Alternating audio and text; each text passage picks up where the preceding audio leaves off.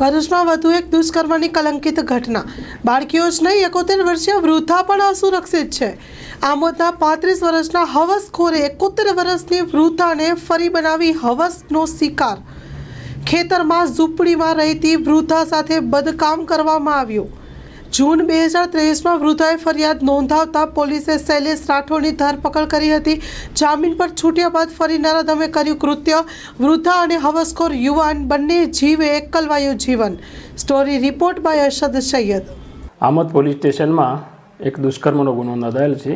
જે ગુનામાં આ ગામના જે ફરિયાદી શ્રી બેન છે કે જેઓ પોતે ભોગ બનનાર છે, તેમની સાથે આ કામનો જે તોમતદાર છે શૈલેષ જગદીશભાઈ રાઠોડ, જેને તારીખ 22/12/2024ના રોજ તથા તારીખ 15/12/2024ના રોજ આ જે ફરિયાદી બેન છે જેઓ ખેતરમાં રહે છે વાડીમાં, તેમના ઝૂંપડામાં જઈ અને તેમની સાથે બળજબરીપૂર્વક દુષ્કર્મ આચરેલું હતું.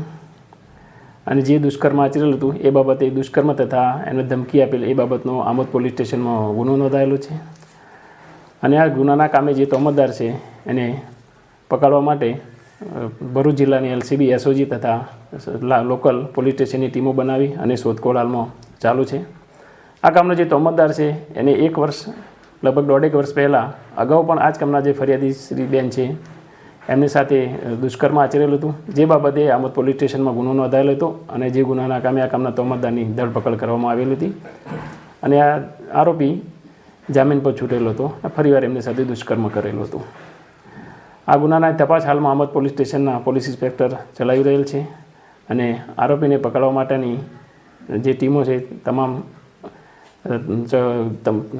આરોપીની શોધખોળ કરી રહેલ છે અને ટૂંક સમયમાં જ આરોપીને પકડી પાડવામાં આવશે.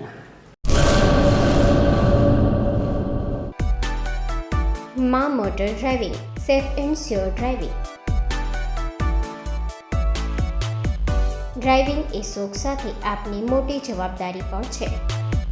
અમારા ઇન્સ્ટ્રક્ટર દ્વારા સચોટ અને સરળ માર્ગદર્શન.